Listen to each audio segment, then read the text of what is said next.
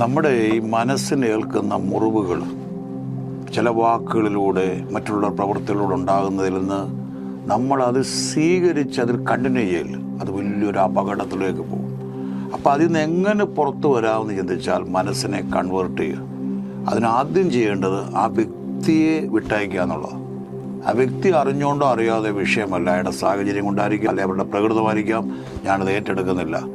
ഒരു വേസ്റ്റ് നമ്മുടെ മേലേക്ക് ഇടാൻ വരുമ്പോൾ നമ്മളതിനെ തടയുക. അവരിട്ടേച്ച് പോയി, അവരുടെ വഴിക്ക് പോയി. പക്ഷെ നമ്മളതിൽ അതിനെ വിട്ടയച്ച് ആ മുറിവ് ഉണങ്ങാനൊരു സമയം എടുക്കുക.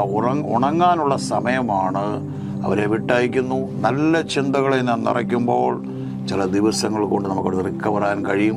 പിന്നീട് ആ ഓർമ്മയുടെ ചെറിയ ചെറിയ അവസ്ഥകൾ നമ്മളിലുണ്ടായിരിക്കും, പക്ഷെ കണ്ടിന്യൂസ് നമ്മൾ വീണ്ടും ആ പെർഫെക്റ്റ് മൈൻഡിലേക്ക് വരാൻ നമുക്ക് കഴിയും.